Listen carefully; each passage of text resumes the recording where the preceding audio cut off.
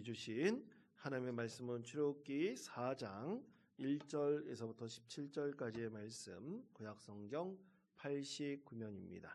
출애굽기 4장 1절에서부터 17절까지의 말씀, 구약성경 89면입니다.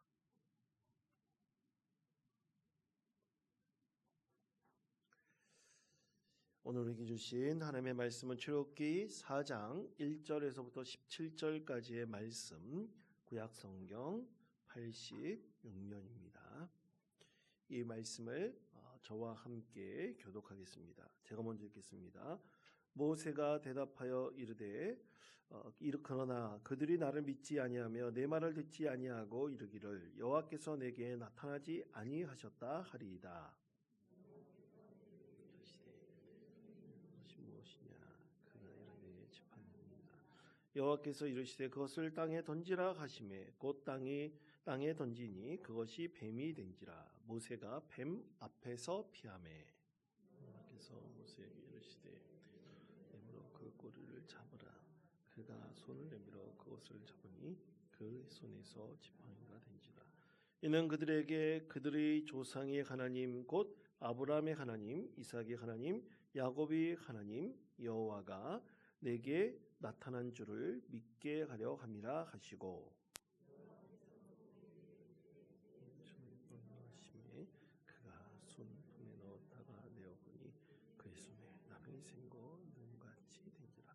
이르시되 내 손을 다시 품에 넣으라 하시매 그가 다시 손을 품에 넣었다가 내어보니 그의 손이 벌레의 살로 되돌아왔더라.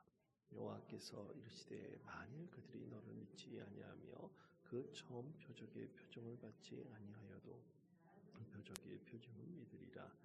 그들이 이 두 이적을 믿지 아니하며 내 말을 듣지 아니하거든 너는 나일강 물을 조금 떠다가 땅에 부으라. 내가 떠온 나일강 물이 땅에서 피가 되리라.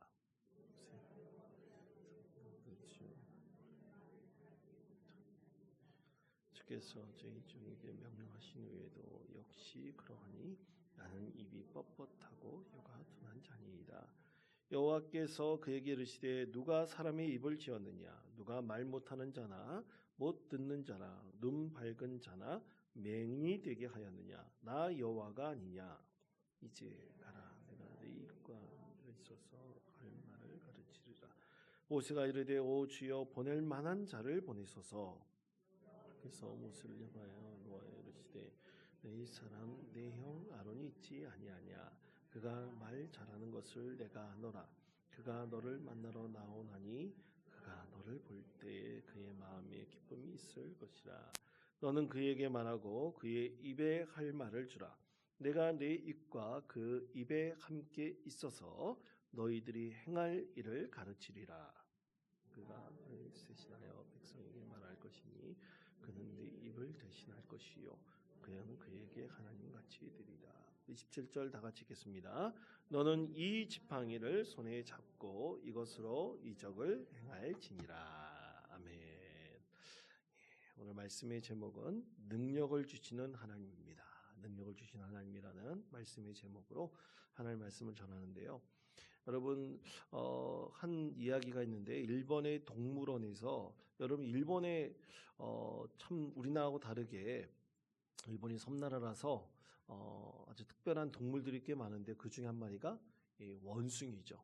그래서 그 일본의 한 동물원에서 원숭이 새끼 한 마리가 태어났는데 여러분 이 원숭이가 태어나자마자 이 아기 원숭이는 주로 엄마에게 딱 붙어 있는다고 합니다. 그래서 엄마를 본능적으로 찾는다 그래요. 그래서 엄마의 등에 엎여 있거나 안겨 있어가지고 이 어머니의 돌봄을 받는답니다. 그게 본능이래요. 그런데 이 일본의 한 원숭이 그 이름이 펀치라는 이름을 갖고 있는 원숭이인데 이 아기 원숭이 태어나자마자 이상하게 엄마에게 버림을 받았어요. 원숭이도 엄마가 그 원숭이 새끼를 버리나 봅니다. 근데 버려버렸는데 이 버리니까 이 원숭이가 본능적으로 엄마에게 이렇게 탁 달려가서 이렇게 안긴다 그랬잖아요. 근데 안길 엄마가 있을까요, 없을까요? 없죠. 버려버렸으니까 없는 겁니다.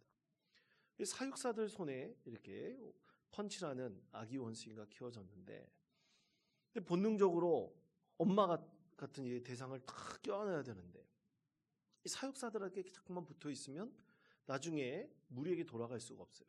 그래가지고 사육사들이 여러 인형들을 이 아기 원숭이 펀치에게 갖다 주었습니다. 그 중에 이 오랑우탕을 닮은 그 원숭이 인형이 하나 있었는데, 이 오랑우탕을 닮은 이 인형을 이 펀치라는 아기 원숭이가 보자마자 와락 앉는 거예요. 그러면서 자기가 무슨 일이 있을 때마다, 예를 들어서 어떤 원숭이나 또 어떤 동물 때문에 깜짝 놀라잖아요. 그러면 이 오랑우탄 인형을 그냥 껴안아 버리는 거예요. 쏜살같이 달려가가지고 그걸 딱 껴안기도 하는 것입니다. 이 본능적으로 이 오랑우탄 인형을 엄마처럼 생각을 하는 거예요. 그렇게 원숭이가 자라다가 나중에 이 원숭이는 무리지어 사는 동물이니까 원숭이 무리에게 다시 이 원숭이, 아기 원숭이 펀치를 들어가게 하려고 그 원숭이 우리에다가 집어넣어줬어요. 집어넣어줬더니만 처음에는 이 원숭이가 너무나 두려워하는 거예요. 힘들어했습니다. 그리고 그 무리들 안에서도 외면당하기도 하고, 또 무리 안에서도 꾸중을 한다 그래야 되나요? 학대를 당하기도 하게 됐어요. 그런데 옛날 같았으면 이 아기 원숭이가, 이 펀치가 그냥 도망가거나 구석에 처박혔거나 막 그럴 텐데, 이상하게 그 무리의 외면이나 학대를 견디는 거예요. 점점 견뎌냈습니다. 그러다가 사육사들이 어느 날 깜짝 놀란 것을 봤는데, 어떤 원숭이가 이 아기 원숭이 펀치의 털을 골라주고 있고 이렇게 털을 잘 만져주고 있는 것을 보게 되었습니다. 그때부터 이 아기 원숭이 펀치가 이 원숭이 무리 속에 들어갈 수 있었던 것이죠. 진정으로 한 일원이 될 수 있었던 것입니다. 여러분이 이렇게 이 오랑우탄 모양을 닮은 인형을 딱 갑자기 이 펀치라는 아기 원숭이가 인형을 그렇게 뭐 깜짝 놀랄 일이 있거나 뭐 사람을 봐서 깜짝 놀라 그러고 무조건 거기서 와락 안 한다 그랬잖아요. 이런 것을 가리켜 이 심리학에서는 매직 블랭킷 또는 시큐리티 블랭킷이라고 합니다. 여러분, 블랭킷이 뭡니까? 영어로 담요란 뜻이에요. 담요. 여러분, 아기들이 태어나가지고 어렸을 때 아기 담요를 좋은 걸 쓸까요? 나쁜 걸 쓸까요? 당연히 좋은 걸 쓰죠. 엄청나게 부드럽고 푹신푹신하고 아주 따뜻한 그런 담요를 씁니다. 아기들이 처음에 그 따뜻한 담요, 부드러운 담요를 이렇게 몸에 이렇게 덮게 된다면, 또 눕게 된다면 그것을 잊지 못하는 거예요. 그래서 사실 엄마가 아기를 돌볼 때 잠시 아기를 놓고 어딜 떠날 때가 있을 거 아니에요. 예를 들어서 빨래를 하러 갈 때나 뭐 설거지를 하러 갈 때나 옆을 두지만 항상 아기를 돌볼 수 있는 것은 아니에요. 그런데 아기가 그렇게 엄마가 항상 아기 옆에 붙어 있지 못함에도 불구하고 마음의 평안을 누리고 안정감을 누릴 수 있는 것은 바로 이런 매직 블랭킷, 시큐리티 블랭킷이라는 엄마의 역할을 대신해주는 뭔가가 있기 때문에 그것을 견디고 이길 수 있다는 것입니다. 그러니까 엄마가 잠깐 비어있더라도 불안과 두려움이 있지만 이 중간 대상으로 말하는 이 매직 블랭킷, 이 시큐리티 블랭킷이 있기 때문에 이 아기들이 어머니 잠시 부재한 상황에서도 그렇게 두려워하지 않고 무서워하지도 않고 울지도 않으면서 엄마가 없는 사이를 잘 메꿔가고 있다. 그렇게 얘기를 합니다. 이런 것을 가리켜 애착 반응이라고 그래요. 그래서 어머니가 잠시 없더라도 사실 다른 대상이 그 어머니 역할을 감당하는 애착 반응을 이겨낼 수 있도록, 보일 수 있도록 하는 것이죠. 여러분, 이렇게 아기 원숭이뿐만 아니라 사람도 어떤 관계를 통해서 자기가 마음속에 일어나는 불안과 두려움을 극복해 가고 또 그리고 그 안에서 자신이 이 사회의 하나의 구성원이 되도록 자라나게 됩니다. 그 사람과 사람과의 관계를 통해서 그렇게 되는 거예요. 그런데 여러분, 오늘 말씀에서 보면 모세는 어떤 사람이었냐면, 오늘 우리가 지난주는 출애굽기 1장의 말씀을 가지고 함께 나누었고 오늘 출애굽기 4장 말씀을 가지고 함께 나누는데요. 사실 모세는 80살 될 때까지 그가 80년 동안 영적 아기의 상태에서 살았다라고 우리는 그렇게 이해할 수가 있습니다. 왜 모세가 영적 아기와 같은 사람을 살았다 그렇게 말할 수 있을까요? 그것은 모세가 하나님을 알지 못했기 때문입니다. 진정으로 영적인 아버지인 우리 여호와 하나님을 알지 못했기 때문이죠. 그래서 이 영적인 아기와 같은 상태에 있었던 모세가 최초로 어디서 하나님, 아버지, 어머니와 같은 그 하나님을 어디서 만납니까? 호렙산에서 만나잖아요. 신의 산이라 불리는 호렙산에서 처음으로 모세가 하나님을 영접하게 됩니다. 영적 아기의 상태에서 이제 새롭게 하나님과의 만남을 통해서 그가 하나님의 부르심을 받은 믿음의 사람이라는 것, 하나님과의 진정한 관계가 이렇게 그때부터 시작되는 것이죠. 그러면서 모세는 이제는 영적 아기의 상태에서 벗어나 아장 걸음을 걸어가는 아기로 본다면 1세, 2세 정도의 아기로 자라나고 있는 것입니다. 영적인 아기에서 점점 자라나고 있는 것이었어요. 그렇게 모세가 하나님과 함께 교제하면서 그가 새롭게 영적으로 태어나 하나님의 귀한 자녀로 성장해가고 있었던 것이죠. 그런데 하나님께서 이 모세에게 오늘 말씀에 보면 무엇을 보여주셨느냐? 하나님께서 바로 능력을 보여주셨습니다. 그리고 모세가 그런 능력을 가질 수 있도록 은혜를 베풀어 주셨어요. 여러분, 하나님께서 왜 모세에게 이런 능력을 갖도록 은혜를 베풀어 주셨을까요? 그 이유는 뭐냐면 바로 모세가 하나님께서 귀하게 쓰이는 믿음의 사명자로 세워주셔서 이스라엘 백성들을 구원의 길로 이끌어가게 하기 위해서였던 것이죠. 여러분, 하나님의 사명을 감당하는 우리 그리스도인들은 다 하나님께서 베풀어 주신 영적인 능력이 있습니다. 여러분 믿으십니까? 그럼 여러분이 갖고 있는 영적인 능력이 뭡니까? 영적인 능력을 우리가 어떻게 유지하고 어떻게 발견하고 어떻게 그것을 사용할 수 있을까요? 어떤 사람은 모세와 같이 오늘 말씀에 보면 모세가 지팡이를 던졌더니 지팡이가 멸로 됐어요? 뱀이 돼버렸잖아요. 지팡이 그 뱀이 된 뱀의 꼬리를 잡으니까 다시 뱀이 어떻게 됐습니까? 지팡이가 됐잖아요. 그리고 모세가 자기 손을 이 안쪽에 이렇게 집어넣고 빼니까 어떻게 됐어요? 손이 한센병 걸리게 되었죠. 또 다시 집어넣으니까 그게 낫게 되었잖아요. 또 나일강 물을 떠가지고 땅에 부으면 뭐가 된다 그랬어요? 피가 된다 그랬어요. 핏물이 된다 그랬습니다. 놀라운 능력이죠. 이적입니다. 그런데 우리 많은 그리스도인들은 이 능력이라는 것은 이 정도는 버금가야 되지 않는가? 그렇게 생각을 합니다. 그게 능력이라고 생각해요. 그런데 여러분 정말 이 지팡이를 던져가지고 뱀을 만들 수 있는 사람이 있습니까? 없습니까?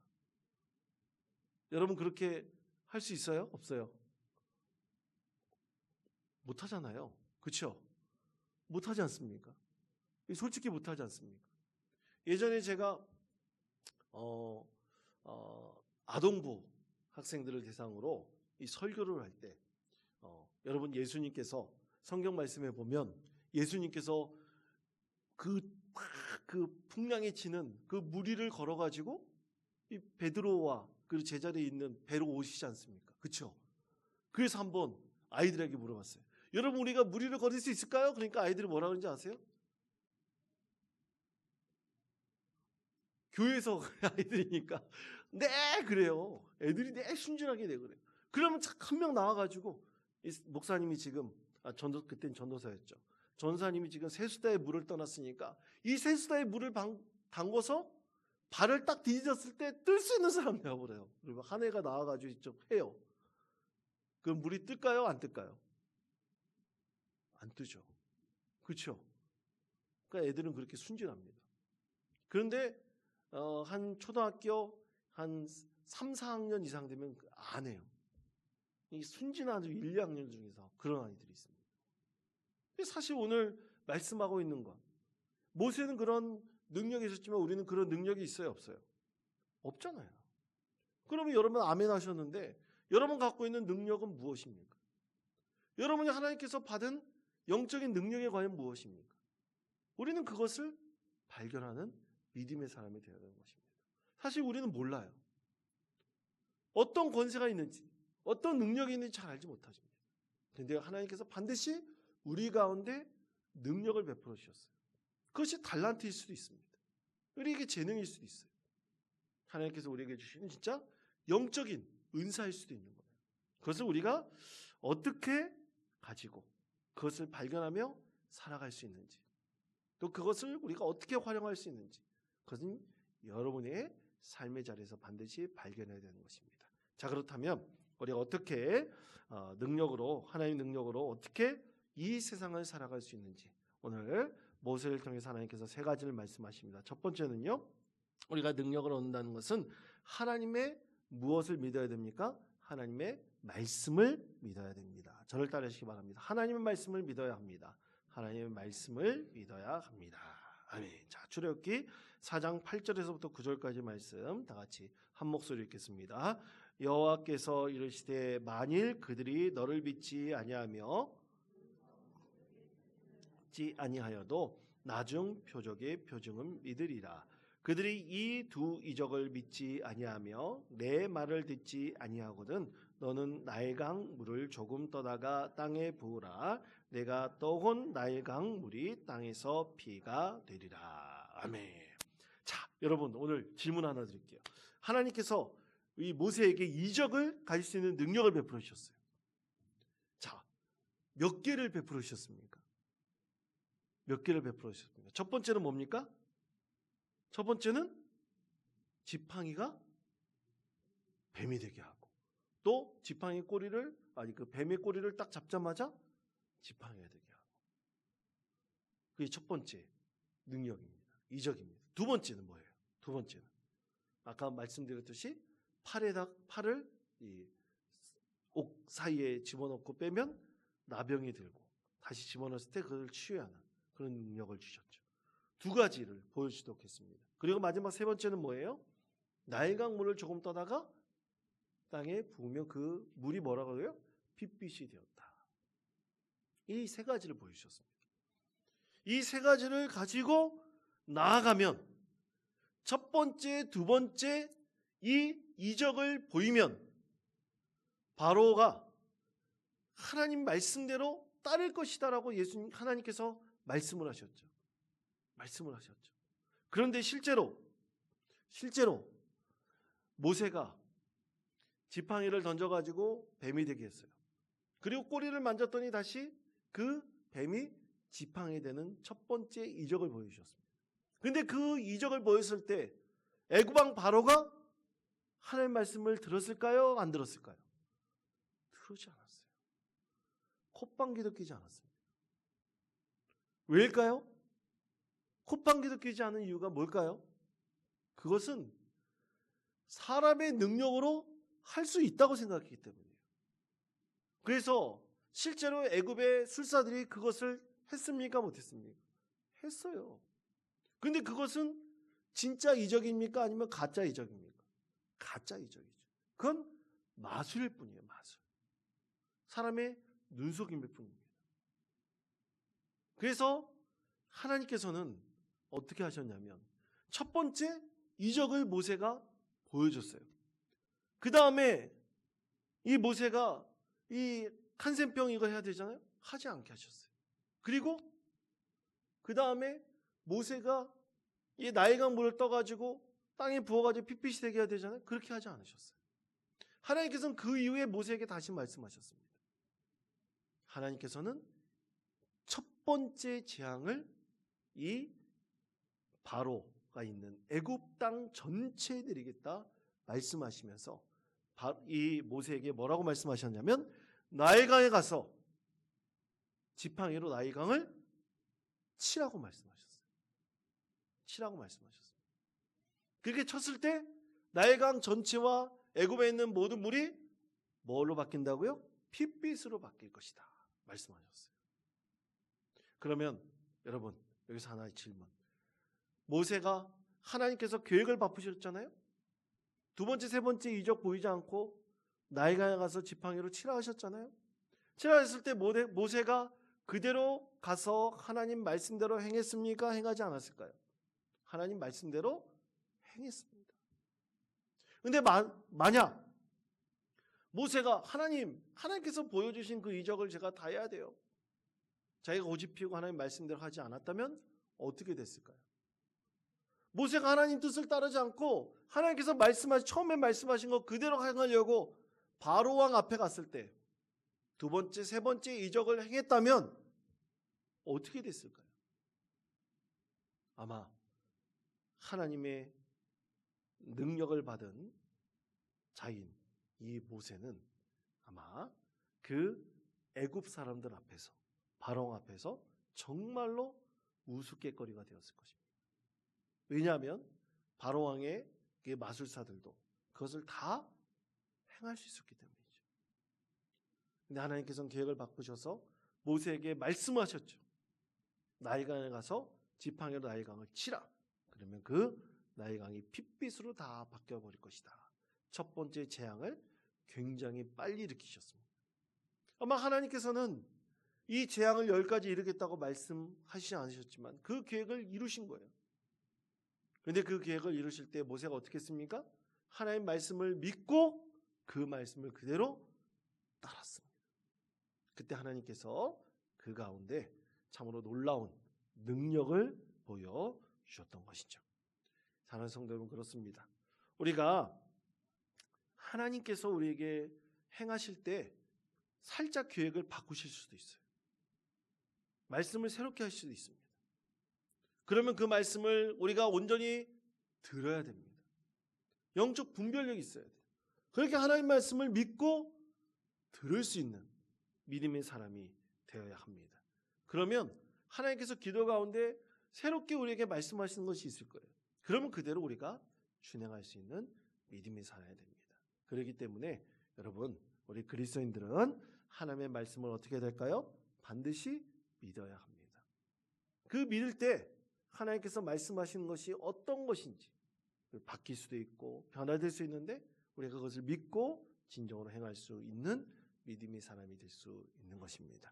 그러므로 성도 여러분, 하나님의 능력을 가지고 살아가는 우리 그리스도인들은 반드시 누구의 말씀을 믿어야 된다고요? 하나님의 말씀을 믿어야 합니다. 두 번째는 이것입니다. 하나님의 도우심을 믿어야 합니다. 저를 따르시기 바랍니다. 하나님의 도우심을 믿어야 합니다. 하나님의 도우심을 믿어야 합니다. 자, 출애굽기 4장 10절에서부터 12절까지 말씀 다 같이 한 목소리로 읽겠습니다. 모세가 여호와께 아뢰되 오 주여, 주께서 주의 종에게 명령하신 후에도 역시 그러하니 나는 입이 뻣뻣하고 혀가 둔한 자니이다. 여호와께서 그에게 이르시되 누가 사람이 입을 지었느냐? 누가 말 못하는 자나 못 듣는 자나 눈 밝은 자나 맹이 되게 하였느냐? 나 여호와가 아니냐? 이제 가라. 내가 내 입과 함께 있어서 할 말을 가르치리라. 아멘. 자, 모세는 하나님을 신뢰하였습니다. 우리 말씀을 통해서 보면 모세가 아장아장 걷는 영적 아기 상태에서 이제 점점 자라나서 하나님을 완전히 신뢰하는 믿음의 사람이 되었죠. 하나님 말씀을 믿는 사람이 되었습니다. 그런데 모세의 마음속에 하나님의 말씀을 좀 따르지 않으려는 마음이 있었던 것 같아요. 왜 그랬을까요? 그것은 그가 두려웠기 때문이에요. 바로가 어떤 사람인지 알기 때문에, 현실적으로 봤을 때 도저히 이것이 가능할지 가늠해 보니까 두려웠던 거죠. 여러분, 우리가 하나님의 일을 감당할 때도 마찬가지 아니겠습니까? 우리가 믿음으로 구하고 믿음으로 뭔가 행하기를 원하지만 현실적인 어려움이 딱 맞닥뜨려졌을 때 이 두려움을 느낄 수 있잖아요. 그리고 이게 과연 이루어질까? 이루어지지 않을까? 마음이 왔다 갔다 하지 않습니까? 당연히 그렇죠. 모세도 마찬가지였어요. 그런 두려움을 느꼈어요. 그랬더니만 모세가 뭐라고 말을 합니까? 내가 입이 어떻다고요? 둔한 사람입니다. 핑계를 대는 거죠. 입이 둔한 사람이라고 핑계를 댑니다. 여러분, 우리도 어떤 일을 하나님께서 맡겨주신다 그럴 때 이 정말 두려우면 피하고 싶잖아요. 안 하고 싶잖아요.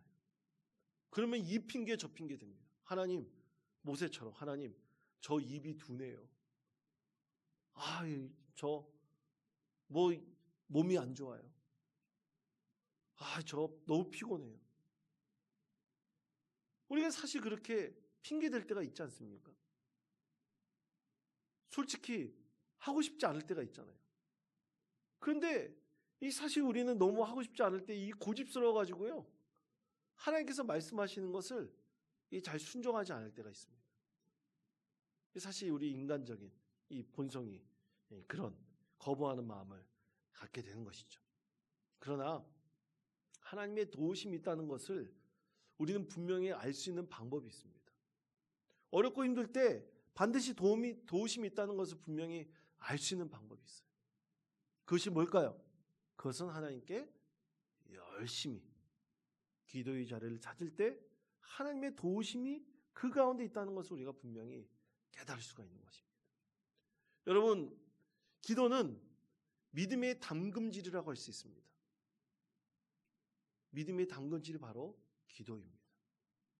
여러분, 그 철을 담금질하면 철이 담금질하면 할수록 철이 더 단단해지겠죠. 우리의 믿음도 마찬가지입니다. 기도하면 할수록 우리의 믿음이 더욱더 단단해집니다. 그러면 그 가운데 하나님께서 도우심이 있다는 것을 반드시 확신할 수 있을까요? 없을까요? 확신할 수 있는 것입니다. 그 도우심을 믿고 나가는 거죠. 기도하지 않는 사람은 그 도우심이 있다고 우리는 믿을 수가 없는 것입니다. 그러면 사랑하는 성도 여러분, 우리 하나님의 도우심은 반드시 하나님의 귀한 사역을 감당할 때 반드시 있습니다. 하나님의 도우심이 분명히 우리 가운데 있다는 것을 믿음의 사람은 분명히 확증할 수가 있는 것입니다. 그러므로 우리 믿음이 더욱더 성장하여 우리 기도함을 통해서 참 힘들고 어려울 때 하나님의 도우심이 있다는 사실을 분명히 확증할 수 있는 믿음의 성도 되시기를 바랍니다. 이번에 우리 여름 성경학교도 참 담임 목사로서 이렇게 쭉 지켜보면 이거 해가 거듭할수록 우리가 이걸 잘 감당할 수 있을까? 우리가 참 이것을 행할 수 있을까? 참 두려울 때가 있어요. 왜냐하면 이제 이 교사들도 점점 어떻게 보면 이 나이가 점점 들어가고 우리 권사님들 열심히 봉사하신 분들도 나이가 들어가고 그러시면 솔직히 밥하기도 힘들잖아요. 그렇죠? 여러분 밥하기 좋습니까? 힘들잖아요. 되게 힘듭니다. 육체적으로도 힘들어요. 그렇다고 육체적으로 힘들다고 여기 가까운데 체육공원, 체육센터에 가서 헬스장 끌어가지고 힘 자랑할 수 없잖아요. 막 힘 저기 할 수 없지 않습니까? 우리가 해가 거듭하면 거듭할수록 굉장히 육체적으로 힘듭니다. 믿음으로 이겨내야 됩니다. 사실 그러지. 우리 육체적으로 힘들면 마음도 힘들고 영적으로도 힘든 거예요. 그러나 우리가 기도함으로 나아갈 때 하나님께서 분명히 도우심이 있다는 것을 분명히 알 수가 있는 것입니다. 우리가 그 도우심을 바라보고 기도할 때 하나님께서 반드시 그 길을 보여주시는 것입니다. 그것이 세 번째가 바로 그것입니다. 하나님께서 반드시 동역자를 붙여주신다는 것을 믿어야 합니다. 하나님의 사역을 믿음으로 기도하면서 감당할 때 하나님께서 그 일을 감당할 수 있는 동역자를 반드시 붙여주시는 것입니다. 자, 출애굽기 4장 14절 말씀 다 같이 한 목소리 읽겠습니다. 여호와께서 모세를 향하여 노하여 이르시되 아니야. 그가 말 잘하는 것을 내가 아노라. 그가 너를 만나러 나오나니 그가 너를 볼 때에 그의 마음에 기쁨이 있을 것이라. 아멘. 자, 모세에게 뭐가 있다고요? 형 아론이 있지 않느냐. 근데 모세가 형 아론이 있었던 것을 알았을까요? 몰랐을까요? 예? 성경 말씀을 보면 그 전에 아론이 있다는 것을 압니까? 뭡니까? 성경 말씀에는 그런 말씀이 없어요. 80년 동안 몰랐을 수도 있어요. 근데 이 모세라는 영화를 보면, 영화적 상상력을 보면 그 전에 아론이라는 형이 있다는 것을 이 힌트를 주는 경우도 있죠. 그런데 성경 말씀에 보면 이 출애굽기 1장에서부터 이 3장까지 쭉 말씀에 우리가 곰곰이 읽어보고 묵상해 보더라도 이 형이 있다는 것을 알 어떤 기회나 방법이 없었어요. 그런데 하나님께서 노하셨어요. 출애굽기 4장 14절 말씀에 보면 모세를 향하여 노하여 이르시되 그랬어요. 노하여 이르시되. 그러면서 하나님께서 하신 말씀이 네 형 아론이 있지 않냐 그랬어요. 이것은 모세가 알았든 몰랐든 간에 하나님께서 그의 형 아론을 통해서 새로운 사역을 일으키시다는 것을 이 말씀을 하신 거죠. 아론이라는 이름이 여기서 처음 등장하지 않습니까? 아론이라는 형이 있다는 것을 처음 알지 않습니까? 그처럼 하나님께서 하나님의 사역을 감당할 수 있는 모세의 동역자를 세워주셨다는 것을 우리가 분명히 알 수 있습니다. 그런데 여러분 교회 사역을 우리가 쭉 감당할 때 보면 사실 우리는 우리 성도들 안에서 여름 사역뿐만 아니라 여러 가지 사역을 감당하잖아요. 그럼 우리 성도들이 다 알아요. 우리 성도들이 어떤 분들인지 다 압니다. 어떤 성격을 갖고 있는지 다 알아요. 그래서 저분하고는 좀 같이 하고 싶은데 저분하고는 좀 같이 안 했으면 좋겠는데 솔직히 그런 마음도 있어요. 거부하는 마음도 있습니다. 왜냐하면 우리가 너무나 잘 알기 때문이에요. 그런데 어떤 선교 사역을 감당할 때요, 연합 사역을 감당한다고 이렇게 한다면 사실 연합 사역을 감당할 때 그 교회 안에서 감당할 수 있는 여러 가지 지체들이 있지만 여러 교회들이 합쳐가지고 어떤 선교 사역을 연합적으로 감당한다 그럴 때는요, 그 교회에 하고 있는 그 선교 사역을 감당하고 있는 분들이 어떤 분들인지를 몰라요. 모릅니다. 저도 예전에 어떤 연합사역을 하는데 어떤 이 연합사역을 감당하는데 사실 그 사역에 어떤 개교회마다 이렇게 모여있기 때문에 그들이 어떤 사역을 해왔는지 어떤 성경을 갖고 있는지 알 수 있는 방법이 없어요. 알 수 있는 방법이 없습니다. 그런데 그 연합사역을 성공적으로 이끌 수 있는 하나의 방법이 있어요. 그것이 뭘까요? 그것이 뭐겠습니까? 그것은 서로가 기도하면서 하나님께서 주신 그 사역의 비전과 목적을 충실하게 공유하고 그 충실하게 공유했을 때 함께 그 사역을 감당할 때 여러 가지 어려움을 깊이 있게 나누고 그 사람 성격이 어떻든 어떤 사역을 감당했던 간에 그 목적과 비전이 함께 공유된다면 믿음으로 그것을 이루어갈 수 있는 거예요. 개개인의 성격에 따라서 달라지는 것이 아니라 이루어갈 수 있는 거예요. 중요한 것은 하나님께서 보여주시는 비전과 목적이 과연 그 각 교회의 성도들이 갖고 있는 그 소망과 일치하고 그것에 함께 동의하느냐, 그리고 함께 기도하느냐, 이것이 중요합니다. 아버지 학교 사역을 감당할 때나 어머니 학교 사역을 감당할 때나 또 이 전도 폭발 사역을 감당할 때나 여러 교회들 다 와가지고 그 사역을 같이 해요. 근데 그 비전과 목적과 그것에 함께 기도하면서 공유한다면요, 그 사람의 성격이 어떻든 어떤 지금까지 삶을 살아왔든 아무런 관계가 없습니다. 연합하여 진정한 하나님의 뜻을 이룰 수 있는 것입니다. 사랑하는 성도 여러분, 그렇게 하나님께서는 우리의 비전과 목적이 하나로 일치할 때 귀한 동역자를 반드시 세워주십니다.